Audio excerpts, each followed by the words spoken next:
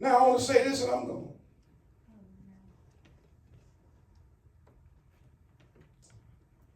What does he see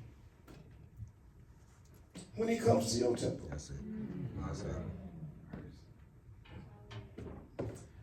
Now, don't get mad at the king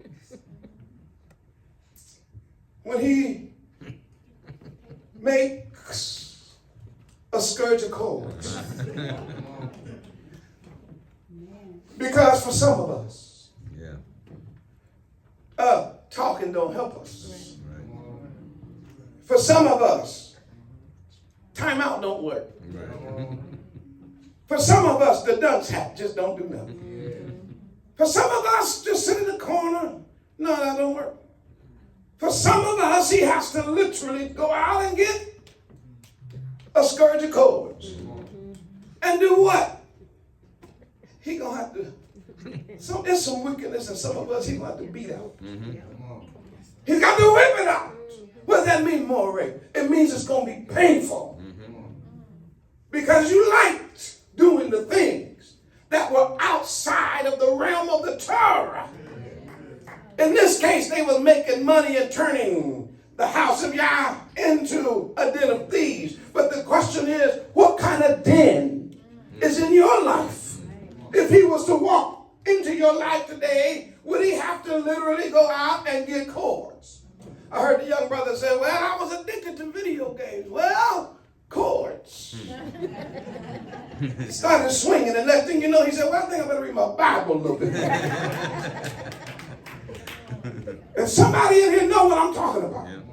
Whether it was drugs, whether it was alcohol, whether it was illicit relationships, whether it was sexual deviance, whether it was pride, whether it was arrogance, whether it was being completely out of control, whether it was money, which is the root of all evil, whatever it was, if he saw it and he loved you and he cares about you, one of the things he has to do is he's about to go get a cord. Why? Because he didn't already talk to you about it. That's right. You kept doing it. He said, now look, don't do that no more. I told you. You keep doing it. And then you keep doing it. Until one day, he's like, okay, I'm just not going to talk no more. And I can hear you say, why would he do that to me? Look at all the other wicked people he's not whooping. Look at all the other people he's not bothering. Look at all the people he never made a switch or a cord for. Why me? I got news. Because you're his. That's right. That's it. And when he sees you, he sees the purpose for the temple. When he sees you, he really sees a place where it was Yah's design that he would communicate with you and you would communicate with him. When he saw you, he saw your life as the house of prayer. He saw the inside of you as a place where he could come talk to you, you talk to him, he'll fix your problems, he'll fix your broken bones, he'll put your life back together. He is the balm in Gilead. He saw a place where you could find true love and happiness and peace and joy. But no, you wanted to bring in the oxen. No, you wanted flies all over your temple. No, you wanted birds flying all around. So he said, because I love you so much, I'm going to have to do some whooping. Now look, can't nobody stop y'all from whooping now. When he starts swinging, he just going to swing. You can't fight him. If they couldn't fight him, you can't fight him. If David can't fight him, you can't fight him. If Samson can't fight him, you can't fight him. If Jonah can't fight him, you can't fight him. So what you got to do? Go on and surrender. You know Jonah tried to run. He said, let me get this cord of storm. And whip Jonah with this storm. Am I right about it? Right. Yes. Wow. Then what he do? He gonna get all that mess out. He's gonna drive out the wickedness. Last but not least, he's gonna turn over stuff. Because a lot of us need that junk turned out. Yeah. Somebody said, when I met Yah, he turned my life upside down. Now, he turned everything in your life upside down, all right. He was getting rid of the mess and the garbage. Hallelujah. And the things that made the temple dirty, messy, and smelly. Why? He wanted to have a clean house. That's right. He's not into turning your life upside down. What's happening is sin has already put us upside down. What he's trying to do is turn us upside right. That's right. So the question again is, why does he care so much? And all I can say is, because he loves you. Why does he care so much about what's going on in your temple? Because according to the Torah, there are consequences for turning the house of prayer into a den of thieves. And the consequence is the temple itself will eventually be what? Destroyed.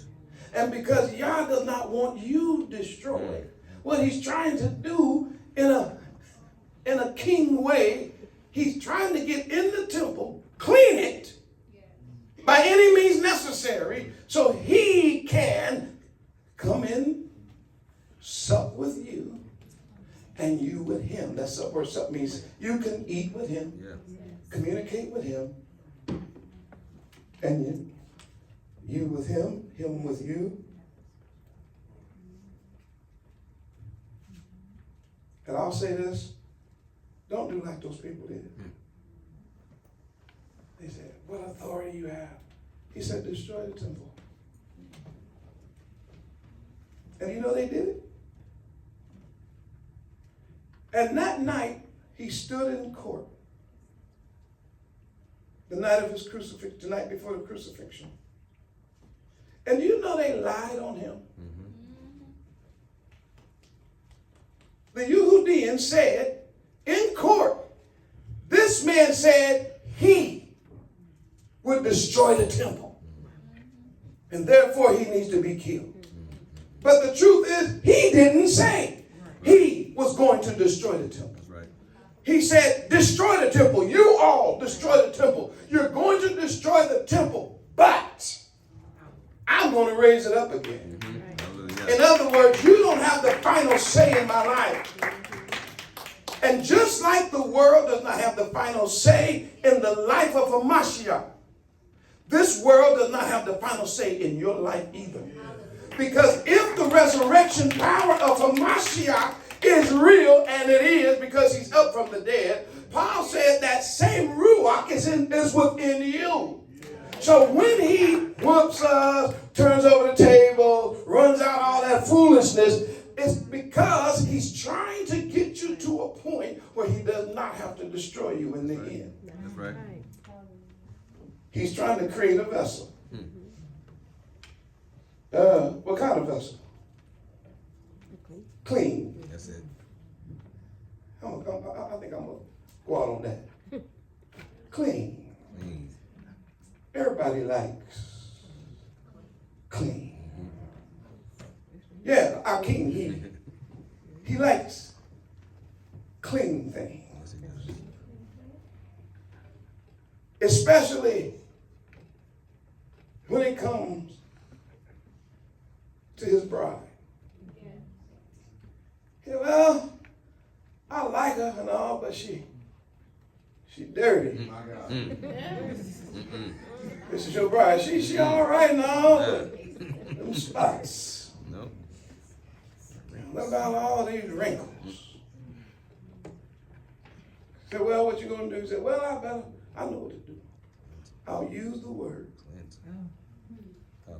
And the word on the inside becomes the cleaning agent. And the more we read the word, the cleaner we become. And the more we are clean, the better we can follow the commandments.